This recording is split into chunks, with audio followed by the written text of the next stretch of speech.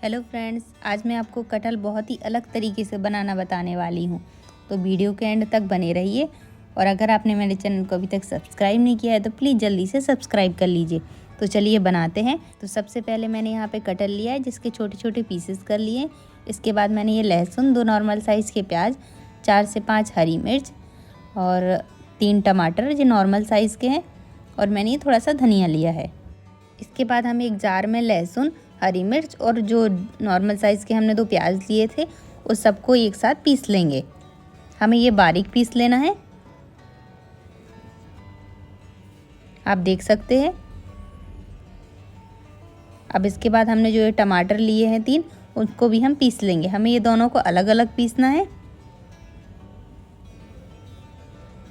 और इस तरीके से हमारे ये टमाटर भी पीस चुके हैं। अब इस पेस्ट को हम अलग निकाल के रख लेंगे। अब मैंने यहाँ पे कढ़ाई लिया है, कढ़ाई को हम गैस पर रख देंगे और इसमें पानी डालेंगे। आप चाहे तो यहाँ पर कुकर का भी इस्तेमाल कर सकते हैं। अब इसमें हम टेस्ट के अकॉर्डिंग नमक डालेंगे और इसके बाद कटहल को उबालने के लिए रख देंगे।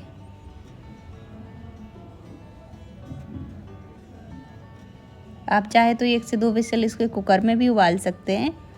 क्योंकि कटहल को कढ़ाई में भी उबालने में ज़्यादा वक्त नहीं लगता, इसलिए मैं इसे कढ़ाई में ही उबाल रही हूँ।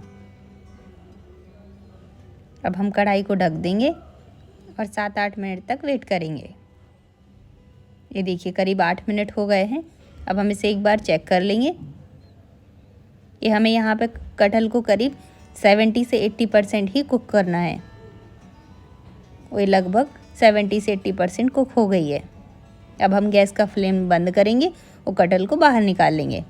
इसके बाद हम कढ़ाई में 1 चम्मच तेल गरम करेंगे और जो हमने कटहल उबाल के रखी थी उसे फ्राई कर लेंगे। हमें इसे जब तक ये थोड़ी थोड़ी गोल्डन होने लगेगी इतना फ्राई करना है। पहले तो अच्छे से मिला लेंगे तेल में।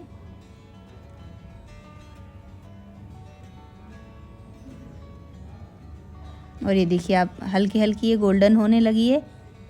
थोड़े थोड़े इसमें गोल्डन जैसे स्पॉट आने लगते हैं, आप देख सकते हैं। फ्राई होने में करीब 4-5 मिनट ही लगते हैं। तो इस तरीके से हमारी ये कटहल फ्राई हो चुकी है। हम इसे बाहर निकाल लेंगे। इसके पहले वाला वीडियो मैंने चने के निमोने का बनाया था। अगर आपने वो वीडियो अभी तक नहीं देखा है तो जल्दी से देख लीजिए, क्योंकि मैंने उसको बहुत अच्छे तरीके से बताया था कि चने का निमोना कैसे बनाते हैं। तो आते हैं अपनी रेसिपी पर। अब हम फिर से कढ़ाई में 1 बड़ा चम्मच तेल गरम करेंगे। इसके बाद आधा चम्मच जीरा डालेंगे। जीरा के बाद जो हमने लहसुन और प्याज मिर्च का पेस्ट बना के रखा था उसे भी डालेंगे। प्याज को हम 5-7 मिनट तक गोल्डन ब्राउन होने तक भून लेंगे। गैस का फ्लेम हमें मीडियम टू लो ही रखना है। ज़्यादा हाई फ्लेम पर प्याज जो है वो जल जाती है, इसलिए हम गैस का फ्लेम जो है कम रखेंगे। आप देख सकते हैं प्याज जो है काफ़ी हद तक भून चुकी है। इसका जो कलर है वो भी चेंज हो रहा है। इस तरीके से ये प्याज भून चुकी है। अब हम इसमें सूखे मसाले डालेंगे। यहाँ मैंने 2 चम्मच करीब धनिया पाउडर डाला है। इसके बाद मैंने आधा चम्मच हल्दी, आधा चम्मच के करीब गरम मसाला और 1 चम्मच कश्मीरी लाल मिर्च। इसी के साथ ही हम इसमें जो हमने टमाटर का पेस्ट बना के रखा था उसे भी डाल देंगे। मसाला जो टमाटर दोनों साथ में ही अच्छे से भुन जाते हैं, इसलिए हमें इसे अलग अलग भूनने की ज़रूरत नहीं पड़ती। अब इन्हें 3 से 4 मिनट तक अच्छे से भून लेंगे। साथ में हम यहाँ पे नमक भी डालेंगे टेस्ट के अकॉर्डिंग। और गैस का फ्लेम मीडियम ही रखना है। हाई फ्लेम पर मसाला जलने लगता है, इसलिए हम गैस का फ्लेम तो मीडियम ही रखेंगे। और इस तरीके से मसाला भुन चुका है। इसके बाद हम इसमें फ्राई की हुई कटहल डालेंगे।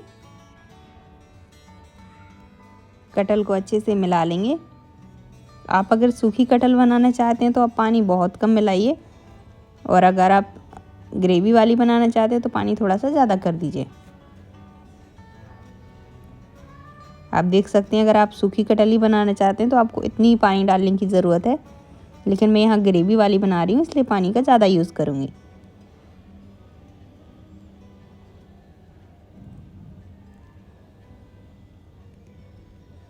अब इस तरीके से हम कटहल को 2 से 3 मिनट के लिए और ढक कर रख देंगे।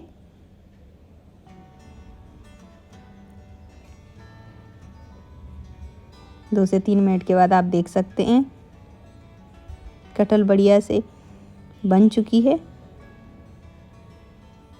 और इसका कलर, इसका टेक्सचर आप देख सकते हैं कितनी टेम्पटिंग दिख रही है ये। ऊपर से हम धनिया डालेंगे। धनिया में थोड़ा सा ज़्यादा लेना है। और इस तरीके से हमारी कटहल की सब्ज़ी बनकर तैयार हो गई है। आपको मेरी रेसिपी कैसी लगी कमेंट में मुझे ज़रूर बताइए। मिलते हैं अगले वीडियो में। Thank you for watching.